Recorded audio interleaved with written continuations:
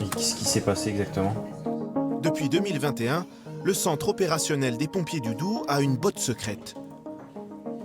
Son nom, Predictops, un logiciel d'intelligence artificielle qui prédit le nombre d'appels téléphoniques au cours des 12 prochaines heures.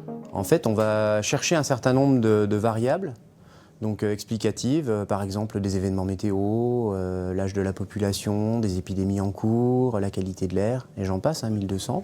Et on va corréler ça au passé à tous les appels qu'on a reçus, par exemple. On a les variables pour un futur proche et on fait une sorte de calcul en croix. L'IA, elle est là pour faire ce calcul en croix, c'est-à-dire qu'elle va corréler des choses qu'une intelligence humaine ne peut pas faire. Grâce à ces prédictions fiables à plus de 90%, l'outil permet une meilleure gestion des effectifs. On va aller voir ce qui se passe. Eh bien, je sais à quel moment je vais avoir une certaine pression en termes d'appels.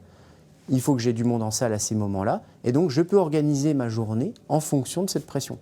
Donc là, on voit bien aujourd'hui que tout est vert. Donc là, les gens ont une journée, ils savent, tranquille, sauf événements extraordinaires non prévus par la machine, évidemment. Predictops a été développé non loin de là, à l'Institut FemtoST. Les chercheurs ont souhaité concevoir un logiciel d'IA efficace, mais aussi frugal.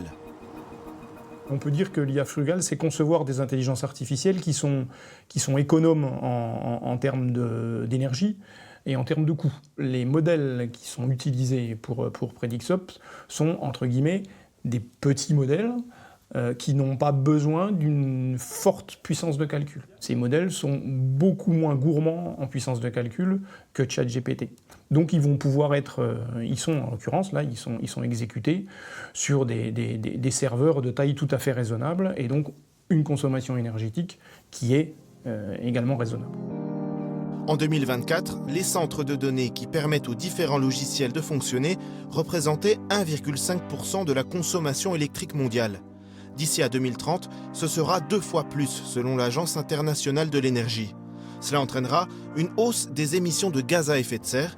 Alors à FemtoST, on cherche des solutions. Dans ce laboratoire, une équipe travaille depuis 10 ans sur un nouveau procédé. Donc l'intelligence artificielle, ça, c'est à base de quelque chose qu'on appelle un réseau neuronal. C'est un peu inspiré sur notre réseau neuronal biologique. Donc il y a des neurones, il y a beaucoup de communication entre les neurones. On veut faire la communication entre neurones utilisant la optique, la lumière. Au lieu de l'électronique. Au lieu de l'électronique. Ça consomme moins d'énergie utiliser la optique que l'électronique. L'équipe espère pouvoir commercialiser cette technologie d'ici 5 ans. La promesse d'une intelligence artificielle moins gourmande, moins néfaste pour la planète.